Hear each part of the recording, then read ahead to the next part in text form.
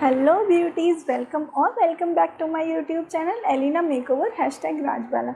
आज मैं आपके लिए लेकर आई हूँ मेरा ये रक्षाबंधन लुक, राखी लुक, क्योंकि अभी राखी आने वाली है तो सभी बहनों को अपने घर में रेडी होना होगा, अपने भाइयों को राखी बांधेंगी और इस त्यौहार को बहुत अच्छे से मनाएंगी। तो इसलिए आज मैं आपके लिए लेकर आई हूँ राखी मेकअप लुक। आई होप आपको ये लुक अच्छा लगे। अगर आपको ये लुक अच्छा लगता है तो मेरे चैनल को सब्सक्राइब कीजिएगा, लाइक कीजिएगा, शेयर कीजिएगा और इस वीडियो को एंड तक ज़रूर देखिएगा। तो देखिए कैसे मैंने इस लुक को क्रिएट किया है। मेकअप शुरू करने से पहले सबसे पहले हमें अपने फेस पे करना है टोनर अप्लाई। टोनर को अप्लाई करने के बाद हल्का हल्का आप अपने हाथों से उसको डैप डैप करते हुए स्किन में एब्जॉर्ब होने दें। इसके बाद हमें करना है मॉइस्चराइज़र अप्लाई। मॉइस्चराइज़र के लिए मैं यहाँ पे ले रही हूँ गुड वाइब्स का मॉइस्चराइज़र। इससे थोड़ी थोड़ी करके आप हल्के हाथों से मसाज। और फाउंडेशन लगाने से पहले इसको 3 से 4 मिनट आप इसको ऐसे ही स्किन में छोड़ दीजिए, जिससे कि वो स्किन में एब्जॉर्ब हो जाए और फाउंडेशन जो हमारा मेकअप बेस होता है वो बहुत इजीली और बहुत अच्छे से ब्लेंड हो जाए। क्योंकि ये मॉइस्चराइज़र जब हम इसको ऐसे एब्जॉर्ब होने देते हैं स्किन में तो ये स्किन को हाइड्रेट कर देता है। अब इसको 3 से 4 मिनट हम ऐसे ही छोड़ेंगे, उसके बाद हम अपना फाउंडेशन लगाएं। अब मैं लगाऊंगी फाउंडेशन। फाउंडेशन के लिए यहाँ पर मैं ले रही हूँ स्विस ब्यूटी का फाउंडेशन, सीसी फाउंडेशन। अगर आपने इसका रिव्यू नहीं देखा है तो आप मेरे चैनल पे जाके देख सकते हैं, या मैं इसका जो लिंक है वो डिस्क्रिप्शन बॉक्स में दे दूँगी। अगर आप देखना चाहते हैं तो देख सकते हैं और इसको ले भी सकते हैं। फाउंडेशन बहुत ही अच्छा है। ये फाउंडेशन ऑयली स्किन वालों के लिए तो बहुत ही ज़्यादा अच्छा है, क्योंकि इसकी जो कंसिस्टेंसी है वो बहुत लिक्विडी है। और समर्स में आप फाउंडेशन को बहुत थोड़ा थोड़ा करके लगाएं। अब लेना है डैम ब्यूटी ब्लेंडर, उसकी हेल्प से अच्छे से फाउंडेशन को ब्लेंड करना है।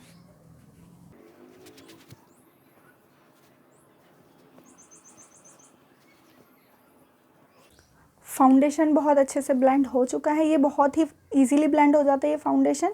अब यहाँ पे मैं ले रही हूँ कॉम्पैक्ट पाउडर फिटमी का और अपने पूरे बेस को इससे सेट कर लेंगे, क्योंकि समर्स हैं तो कॉम्पैक्ट लगाना बहुत ही ज़्यादा ज़रूरी हो जाता है। कॉम्पैक्ट लगाने से हमारा जो फाउंडेशन है वो सेट हो जाता है।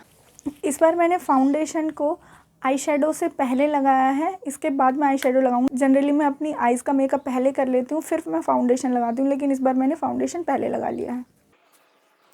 आईब्रोज़ मेरी फिल हो चुकी हैं। अब मैं अपना आई बेस तैयार करूँगी। आई मेकअप बेस के लिए मैंने ली है कंसीलर स्टिक।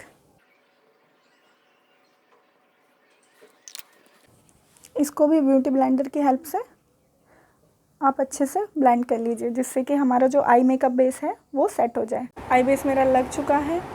अब मैं यहाँ पे आई शेडो लगाऊंगी। आई शेडो के लिए मैंने किए हैं 2 कलर्स चूज़, जैसा कि मेरी ये ड्रेस में है। एक तो ये मजेंटा कॉफ़ी कलर थोड़ा सा मिक्स है और एक ये ऑरेंज कलर है। तो ये 2 कलर्स में लगाऊंगी और हल्का सा ब्लैक का टच दूँगी। आप अपनी ड्रेस के अकॉर्डिंग आप अपना आई शेडो चूज़ कर सकते हैं। यहाँ पे मैंने बहुत पतला वाला ब्रश लिया है, उसकी हेल्प से सबसे पहले मैं ब्राउन कलर को अपने क्रीज एरिया पे लगाऊंगी।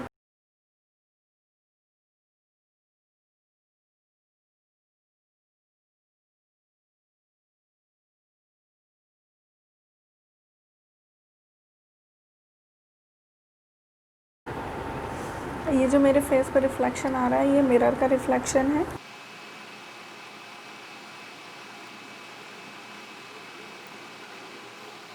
ये देखिए थोड़ा थोड़ा जो मुझे चाहिए वो कलर आने लगा है, लेकिन अभी जो डिज़ायर्ड कलर है वो अभी तक नहीं आया है। तो मैं और थोड़ा थोड़ा लेकर इसको पहले अपनी आईलिड पे अच्छे से लगा लूँगी क्रीज लाइन पे, फिर मैं ब्लेंडिंग ब्रश की हेल्प से उसको ब्लेंड करूँगी धीरे धीरे। आई शेडो का जो कलर है वो कभी भी एक स्वाइप में नहीं आता है, तो थोड़ा थोड़ा करके आप उसको लगाते जाइए। जब आपको लगे कि हाँ आपका डिज़ायर्ड कलर आ चुका है तो आप उसको वहीं पे रोक दीजिए, फिर उसको अच्छे से ब्लेंड करिए, स्मज करिए। ये देखिए ये थोड़ा थोड़ा आने लगा है। अब मैं इसमें मेरे ये ऑरेंज फ्लावर्स हैं इस वाली ड्रेस में, अब मैं इसमें ऑरेंज शेड पिक करूँगी, मिडिल आईलिड पे उसको अप्लाई करूँगी।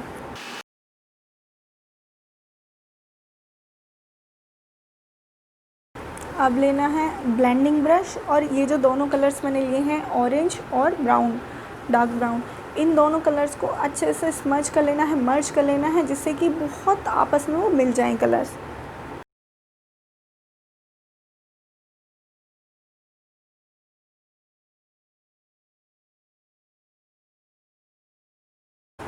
आई शेडो मेरा कंप्लीट हो चुका है। अब मैं यहाँ पे लगा रही हूँ काजल। सबसे पहले मैंने लैक्मे की काजल पेंसिल का यूज़ किया है। अब यहाँ पर मैं ले रही हूँ आईलाइनर।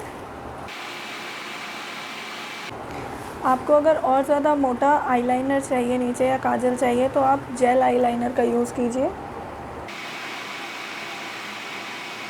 अब मैं लिक्विड आईलाइनर अप्लाई करूँगी।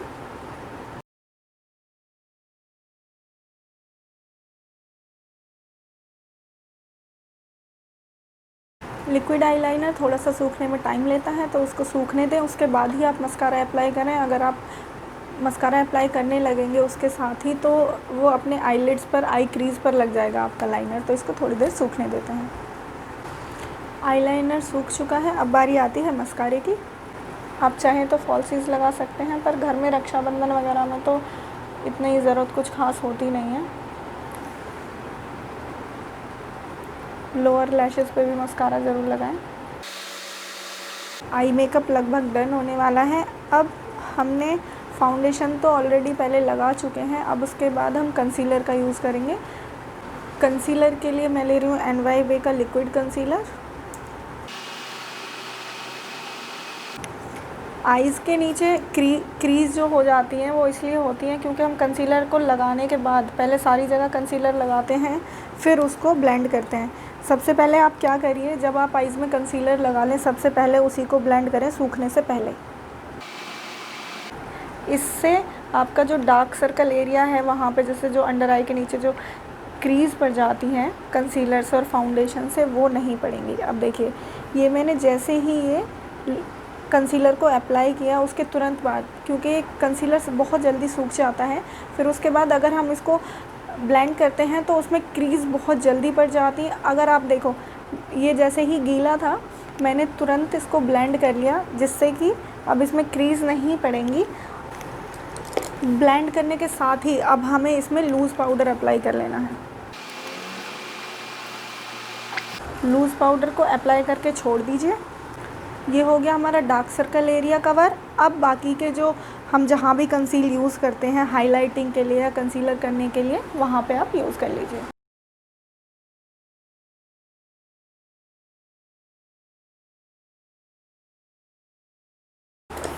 इसको देखो, मैंने आइज़ के नीचे तुरंत उसको ब्लेंड कर लिया था, लेकिन यहाँ पे जो कंसीलर लगाया उसको आप भले ही थोड़ी देर छोड़ सकते हैं।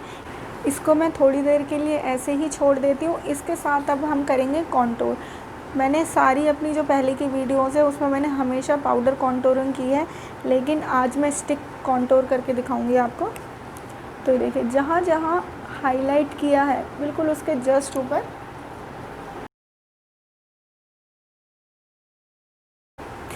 बाय द वे ये स्टिक है मेरी नायका की। ये बहुत इजीली ब्लेंड हो जाती है। अब लेना है हमें डैम्प beauty blender. Powder contouring beginners के लिए बहुत अच्छी होती है, बिगिनर्स फ्रेंडली होती है, क्योंकि पाउडर कॉन्टोर जो है उसमें बहुत ज़्यादा मेहनत नहीं लगती उसको ब्लेंड करने के लिए। लेकिन जो स्टिक कॉन्टोर होती है उसमें हमें बहुत ज़्यादा ब्लेंड करना पड़ता है, अदरवाइज़ वो लाइंस दिखाई देती हैं, वो बिल्कुल भी चेहरे पर अच्छी नहीं लगती। लेकिन अगर आप एक बार इसको ब्लेंड करना सीख लें तो पाउडर कॉन्टोर से अच्छा जो इसका रिज़ल्ट है वो आता है। जो हमारी चीक बोन्स होती है वहाँ पे हमेशा हमें अपवर्ड डायरेक्शन में उसको ब्लेंड करना होता है, मतलब ऐसे। और ये जो हमारी जॉ लाइन है यहाँ पे हमें डाउनवर्ड डायरेक्शन में इसको ब्लेंड करना होता है। इसको जैसे नीचे की साइड ब्लेंड करेंगे और चीक बोन्स को अपवर्ड डायरेक्शन में। इसको ब्लेंड करने में थोड़ा टाइम लग जाएगा, लेकिन आप इसको ब्लेंडिंग इसकी बहुत अच्छे से करनी है।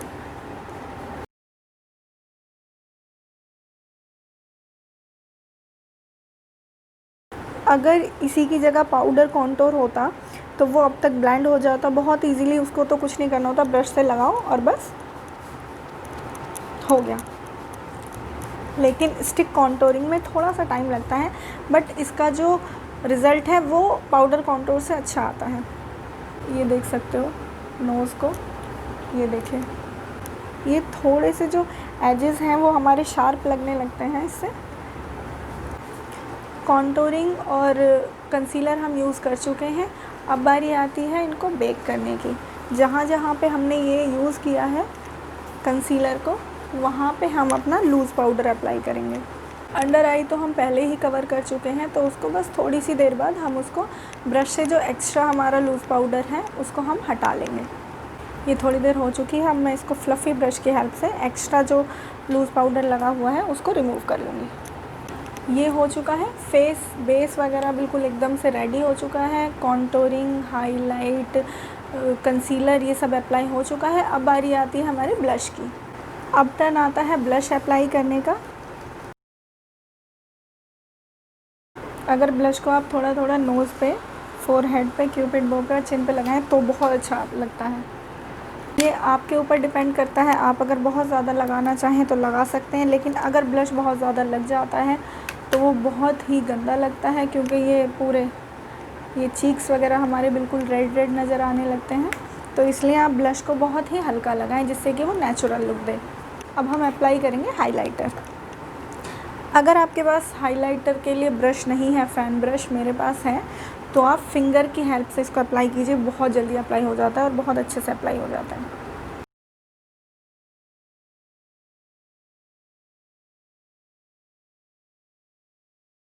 ये सारी चीज़ें हो चुकी हैं। अब हम लगाएंगे लिपस्टिक।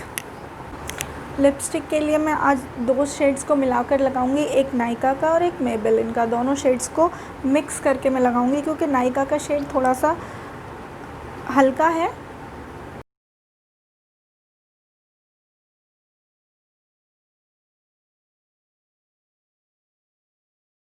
देखिए, जब मैंने नायका का जो शेड लगाया था ब्राउन, तो मुझे मेरा डिज़ायर जो कलर मुझे चाहिए था लिपस्टिक का वो नहीं मिला था। उसके ऊपर मैंने मेबेलिन की लिपस्टिक लगाई, तो ये जैसा मैं कलर चाहती थी वो मुझे मिल चुका है।